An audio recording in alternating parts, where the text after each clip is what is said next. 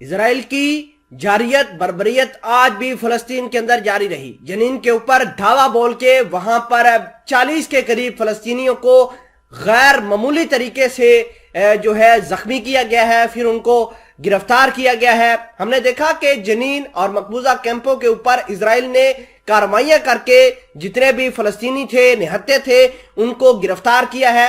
اور اسرائیل کے جو نیشنل سیکیورٹی ایڈوائزر ہے، انہوں نے پولیس کے چیف سے ملاقات کر کے یہ ان کو باور کروا دیا ہے، اور فوج کے چیف سے بھی ملاقات کر کے باور کروا دیا ہے کہ کسی صورت بھی وہ نہ فلسطینیوں کا جھنڈا برداشت کریں گے اور نہ ہی فلسطینیوں کو برداشت کریں گے۔ لہٰذا اسرائیل کی سیکیورٹی فورسز نے لگاتار حملے کرنا شروع کر دیے ہیں۔ جنین کے اندر 40 لوگوں کو گرفتار کیا ہے۔ اس کے علاوہ فلسطینی جو قیدی ہیں ان کو مزید اذیت دی جا رہی ہے۔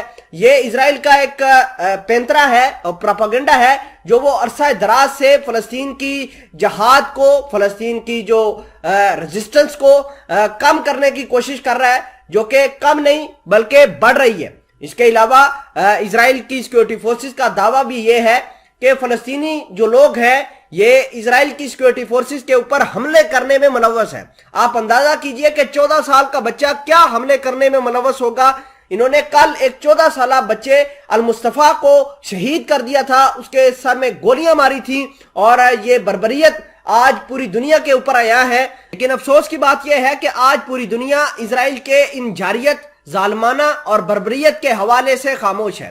خیر، اس حوالے سے بات چیت کریں گے۔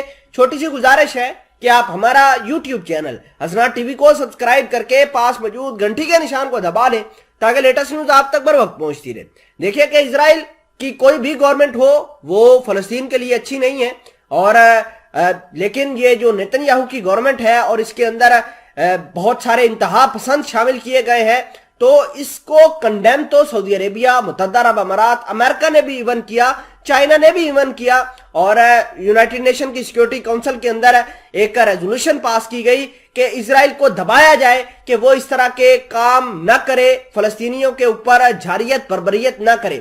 لیکن اسرائیل کے وزیر اعظم نیتن یاہو نے کہا ہے کہ ہم نے اس طرح کی ریزولوشن بہت دیکھی ہیں اور آئندہ بھی دیکھتے رہیں گے۔ ان ریزولوشن کا اسرائیل کے اوپر کسی قسم کا کوئی جو ہے وہ فرق نہیں پڑے گا۔ اور آپ کو یہ جاننا بہت ضروری ہے کہ اسرائیل کی سیکیورٹی فورسز نے اب بڑے بڑے حملے کرنا شروع کر دیے، اور اطلاعات یہ ہیں کہ اب یہ مقبوضہ علاقوں کے اوپر جو ہے وہ ٹارگیٹڈ آپریشنز کریں گے، ٹارگیٹڈ فضائی بمباری کریں گے، تاکہ جہاں پر نہتے لوگ رہ رہے ہیں ان کو دہلایا جا سکے۔ ناظرین گرامی، جب سے اسرائیل کی نئی گورنمنٹ آئی ہے، خصوصاً اس سال سے اگر بات کریں تو 17-18 دنوں کے اندر اسرائیل نے بڑے بڑے حملے کیے ہیں۔ تقریباً 25 سے 30 لوگ فلسطینی ایسے ہیں جن کو شہید کر دیا گیا ہے، اور ان میں زیادہ تر تعداد خواتین اور بچوں کی ہے۔